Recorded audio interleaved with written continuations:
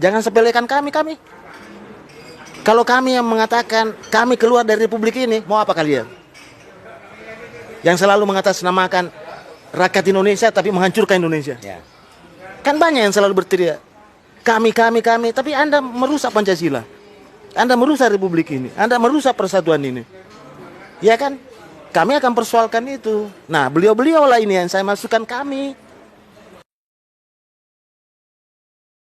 Beta Raja Samu-Samu 6 adalah Stefan Koning Stambum dari Maluku, di mana Beta selaku Sekjen atau Sekretaris Jenderal Silaturahmi Nasional Raja Sultan Nusantara Indonesia.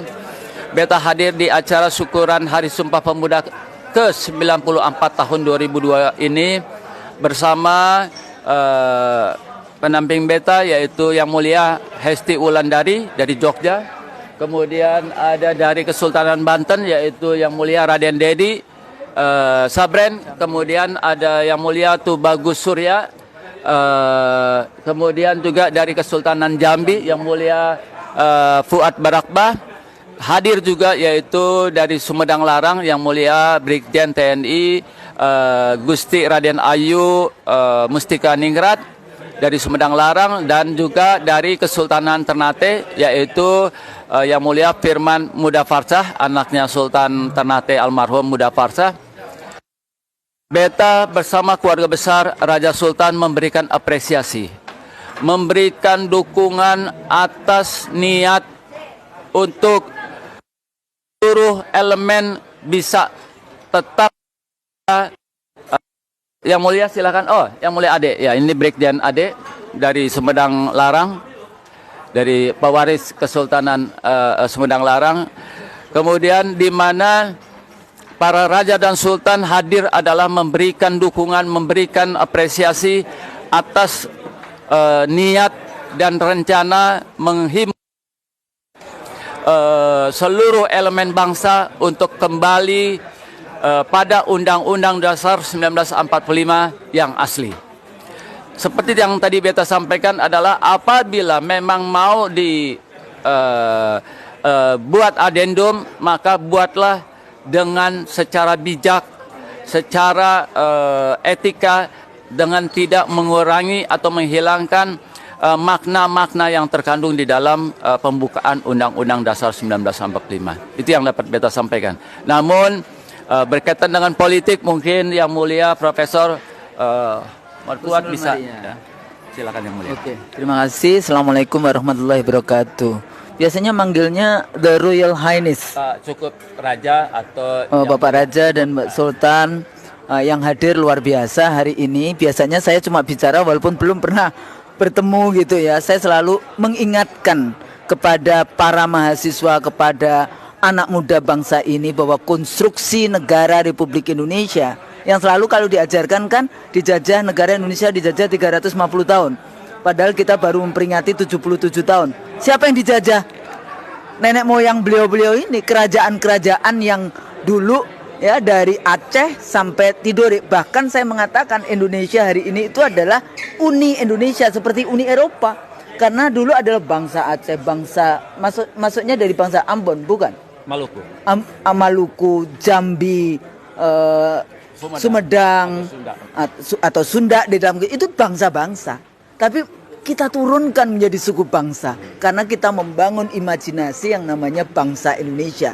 Imagine community bangsa Indonesia, bangsa betukan. Bangsa aslinya ya bangsa-bangsa ini kayak gitu. Jadi perjuangan atau keikhlasan yang luar biasa, kerajaannya, otoritasnya, kekayaannya, rakyatnya diserahkan di dalam membangun itu. Tapi tidak mendapatkan apresiasi. Bahkan kalau kita katakan, kita dari dulu ya, saya dengan Pak Mulyadi seringkali kalau mendiskusikan DPD, bukan DPD ya, jadi Dewan Perwakilan Daerah atau wakil golongan, sebetulnya golongan-golongan ini yang sah untuk duduk menjadi perwakilan wilayahnya. Sehingga root akar dari bangunan negara Republik Indonesia itu masih ada. Dan ternyata di beberapa kali saya ketemu juga dengan pangeran, itu ternyata ada perjanjiannya. Lah ini rakyat supaya juga bisa tahu, nomor 9 atau apa itu mengatakan kalau negara Republik Indonesia tidak bisa mensejahterakan rakyatnya yang diserahkan kepada negara baru namanya negara Republik Indonesia itu bisa mundur loh dari perjanjian yang ada. Cuma saya belum mendapatkan hitam di atas putih gitu ya, hanya karena wawancara. Nah, ini untuk mengingatkan semuanya bagaimana bangunan negara Republik Indonesia itu bukan take it for granted begitu saja. Nah, ini wajah-wajah para cucunya kayak gitu ya, dan jangan diremehkan. Mereka sangat paham dengan legal based approach ya. Jadi ada pendekatan-pendekatan hukum yang mereka miliki di dalam konteks membangun negara Republik Indonesia. Mari kita duduk bersama ya. Jadi balik lagi ke dialog-dialog yang harus terus-menerus dikembangkan di Republik kita ini sehingga persatuan Indonesia bisa kita bangun. Untuk apa? Untuk masyarakat adil dan makmur. Keadilan untuk siapa? Seluruh rakyat Indonesia, bukan cuma segelintir. Ya, tadi beliau sudah bicara berapa karat berlian yang diberikan kepada Blue Diamond yang diberikan kepada negara Republik Indonesia. Kepada Bung Karno. Kepada Bung Karno. Demikian juga kalau kerajaan Siak itu juga ada 30 juta gulden. Dan semua kerajaan-kerajaan di Indonesia nanti bisa bicara berapa sumbangannya. Biasanya kita cuma cerita Aceh yang nyampe kepada kita. Tapi kerajaan-kerajaan sultan-sultan ini gak pernah kemudian kita, narasinya itu hilang. Bahkan di dalam kurikulum sekolah-sekolah kita. Gak ada. Nah, ini sebetulnya kesempatan untuk kita berdialog kembali. Mudah-mudahan apa yang kita usahakan untuk kebaikan anak cucu juga nanti ya. Mudah-mudahan keikhlasannya luar biasa. Insya Allah hanya Allah yang bisa menggantikannya. Ya, mudah-mudahan husnul khotimah semua. Amin. Assalamualaikum warahmatullahi wabarakatuh. Mungkin sedikit beta tambahkan bahwa ketika Bung Karno setelah membacakan proklamasi untuk rakyat Indonesia, okay, maka Bung Karno mengumpulkan 54 raja, sultan, datu, penglingsir itu di Tampak Siring, di desa Tampak Siring.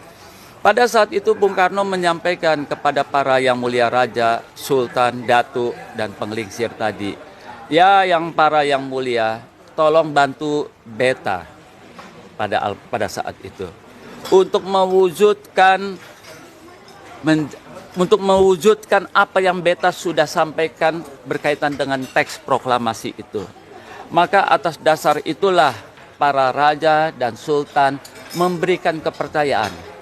Bukan memberikan mandat, tetapi kepercayaan, yaitu mulai dari kedaulatan rakyat dan semua tanah dan air yang terkandung yang terkandung di dalam tanah dan air tadi adalah diserahkan untuk Republik ini melalui Bung Karno.